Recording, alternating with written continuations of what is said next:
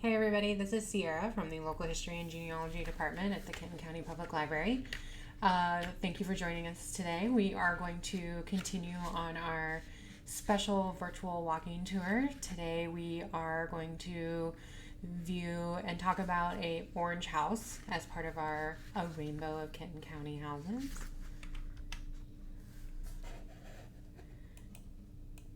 There we go.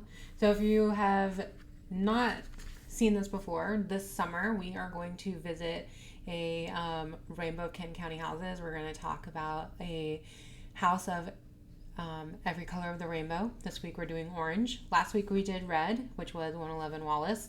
If you haven't seen those tour videos yet, they are online. You can find us on Facebook, YouTube, and Instagram, and there are links to all of this content in the online calendar. We've also been writing some blog posts about each of these stops, so we hope that you are finding all of that content, and if you have any questions, you know where to find us. So over the summer, we've got some really great houses. We've done 111 Wallace last week. This week we're going to talk about this beautiful orange 707 Greenup Street. Next, in 2 weeks, on June 30th, we're going to talk about 1213 Greenup Street. The green house is 1222 Russell. The blue house will be 542 Greenup Street.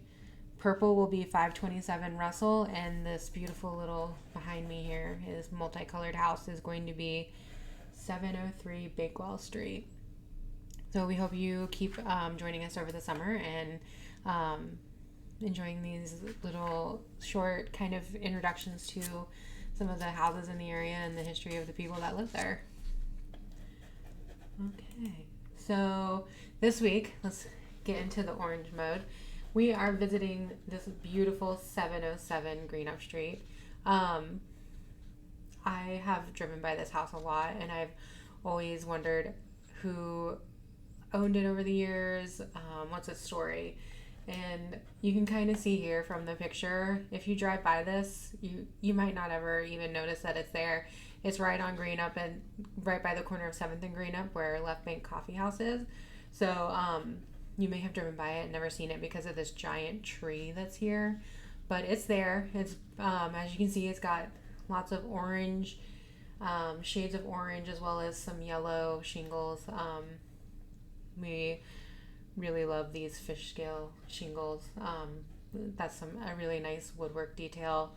And it's got this fantastic bay window that's also part of its tower formation.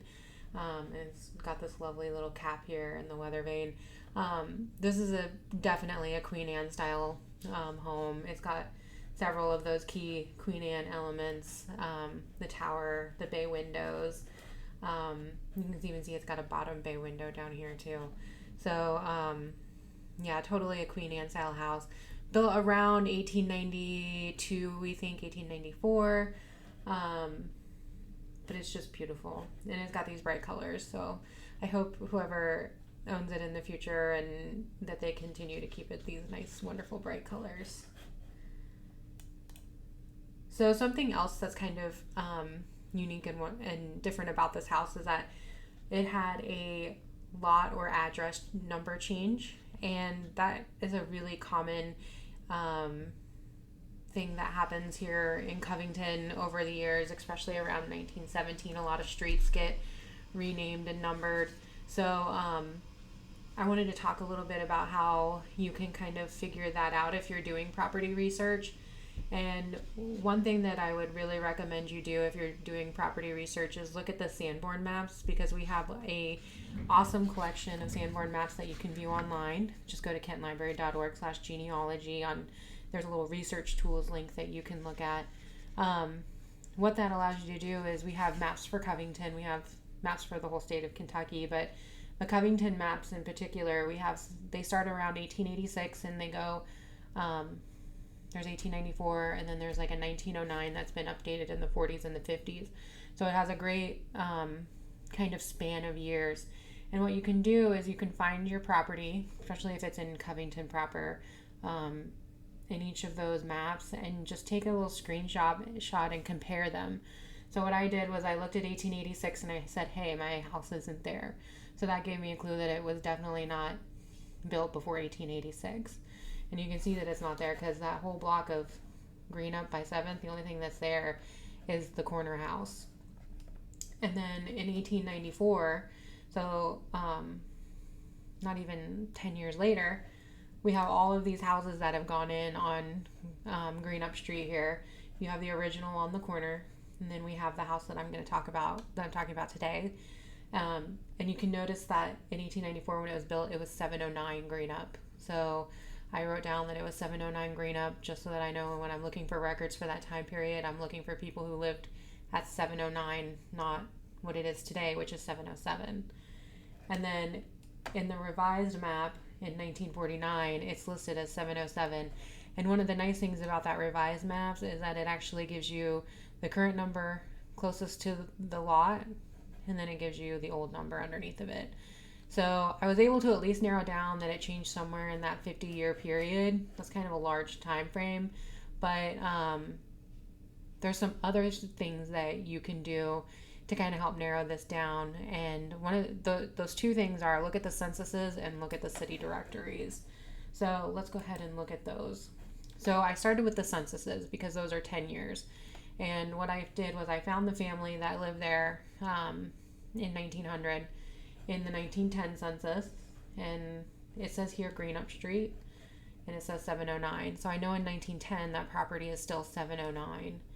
When I looked at 1920, it's still, you can't see the Greenup Street here on the side, but now it says 707 Greenup Street, and the Von Lepel family is still living there. So we have that continuity of the family is still living in the same house, and they're just, they're different numbers. So that narrowed it down between 1910 and 1920. What you can do then is go through the city directories and look at each individual year between that. And I was able to figure out from those that in 1916, the house was still 709, but then by 1918 it was 707. So sometime in between 1916 and 1918, this house changed numbers. So if you're doing property research, that's important to know because you're going to have to look at different numbers for the records because the records will always be what the house was at the time. And if you have any questions about doing this, we are really happy to help you figure this out. We kind of have an idea of where to go and how to do this. If you come into the department, we have the physical city directories. You can also look at the city directories that are available on Ancestry Library Edition. If you are using Ancestry Library Edition from home right now, that online access has been extended through the end of the year. So it's good until December 31st, so keep that in mind. Okay, so let's switch gears and talk about what I consider to be, as far as I can tell, the first family that's lived in this house, and that was the Von Lepel and the Mitchell families. So the head of the household was Baron Alphonse Emil von Lepel. That was a surprise. This was kind of fun to find out that a German noble lived in this house in Covington that I drive by every day. And his wife was Margaret Jane Mitchell. And her parents were George Mitchell and Mary Buchanan. And then they had two daughters, Marianne Zephora or Zipha von Lepel and Eugenia Marguerite von Lepel. Just a little bit more of the background. They moved into this house around 1892, so I consider them to be the first owners of this house. I'm thinking that Baron Alphonse probably had the house built for his family, but he definitely, this family lived in this house until at least from 1892 until the 1930s or 40s, so they lived there a pretty long time, and they kept the property in the family. A little bit more about Alphonse.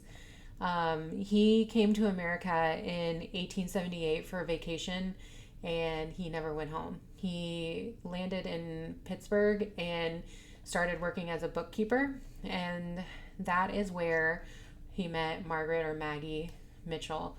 Her family lived in the suburbs of Pittsburgh.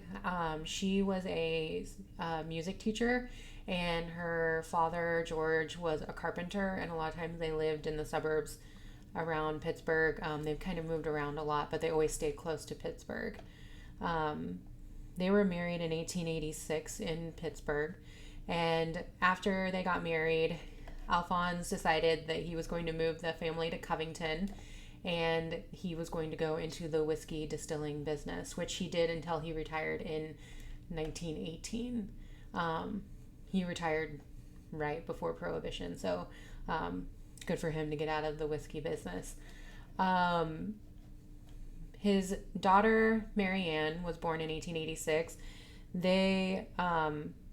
She was born in Pittsburgh, and then her sister, Eugenia, was born in 1888. So they had moved here to Covington pretty much right after they got married. Margaret, or Maggie's mom and dad, came later in life and lived with them at the house right before they both passed away in 1905 and 1907. And Margaret also had a sister named Zypha, who also came and lived with them at several points in the property. So let's talk a little bit more about Baron Alphonse Emile von Lepel. I love saying that. That's fantastic. So after he retired in 1918 from the whiskey distilling business, they moved to West Palm Beach, Florida for the winters. So they were snowbirds. They wintered there. He did eventually pass away in West Palm Beach, and we got this wonderful obituary. It said, so first of all, it mentions his noble connections. He was descended from a very connected aristocratic family. This is a picture that I found of his father, Ferdinand Ludwig Karl Emil Lepel. It's in a archive that's located in Germany. You can find, I have the link here so you guys can follow that and look through that archive. He was a military man. His whole family, both going back generations as well as coming forward, were all in the military. Baron Alphonse had a brother who was serving in the German army during World War I that died during World War I. So the whole family still is connected to the military. His brother's children also went into the military.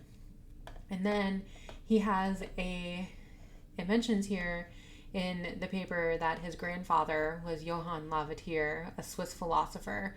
So I did a little research on Johann Lavater, and he was a philosopher. He was into all kinds of what we now call pseudosciences. Here's a picture of one of his books that he did. It's called Physiognomy, and the best way I know how to describe this is that it's the practice of assessing a person's character or personality from their outer appearance, especially the face. So he studied people's faces, and that was supposed to tell you their character and their personality.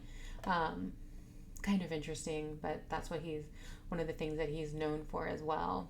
So that's kind of the background on Baron Alphonse Emile von Lepel. You would not know all of this stuff about him having you just drive by this orange house, but there he is, and that's his history. And then he came here, and he met Margaret, and they moved to Covington, and he went into the whiskey business, and he never looked back. So that is fantastic. It's a great story. And then moving on to Margaret Mitchell and her family. When I was doing research on her family, I noticed that her mother was named Mary Buchanan. And I thought, well, that's a very interesting name, especially because the family comes from Pennsylvania, which is where President James Buchanan came from. So as I was looking through these records, we discovered an obituary for her in the Kentucky Post, Mary Buchanan, so Margaret's mother. And, it says Mrs. George A. Mitchell, and we found out that she was, according to the newspaper obituary, a full cousin of President James A. Buchanan. I have been trying to establish how exactly they are cousins. I think that they might actually be second cousins, but they are, according to this obituary, definitely related. And it does mention that she would visit her cousin, President Buchanan, while he was in office. He was in office around, I believe, right before the Civil War, so 1857 to 1861. So she would have been roughly in her 20s when he was president, so it's very possible timeline-wise. And she would tell her children and her grandchildren stories about him. But if anyone is a Buchanan historian and has done some research on his family tree, we would love to be able to connect the Mitchell family and back to the Buchanan family tree. So that's a fantastic surprise about this orange house, was that Mary Buchanan died in the house, and Mary Mitchell, she died in the house, and she was a cousin or second cousin of President James Buchanan. She is also listed as being a distant relative of William Jennings Bryan. He also ran for president. So that's kind of another interesting presidential connection that this house has. That's just a fantastic story. She's buried in Linden Grove Cemetery. And I kind of talked to a few people who, have researched Linden Grove over the years, and they had no idea that she was there and that she was related to the president. So this is fantastic. And we would love to have someone who's a Buchanan researcher help us figure out how exactly they're related. So reach out to us. Our email is history@kentonlibrary.org. We'd love to get this connection finalized. Okay, so the daughters. I'm going to talk about Marianne Zephora, or Zytha von Lepel. She is really interesting. She was born in Pittsburgh. She moved here to Covington when she was 2. She's the oldest daughter of Baron Alphonse and Margaret Maggie Mitchell. She graduated at the top of her class in 1905 from Covington High School, and then she went on to the University of Cincinnati, where she graduated in 1909. We were able to find her photograph in the digital collections at the University of Cincinnati. They have the Cincinnati Yearbook online that you can search. She was part of the basketball team. She was in the German club, the Yellow and Black club, French club, cap and gown committee, and she was also in the senior play. So she was very active in her studies there at the University of Cincinnati.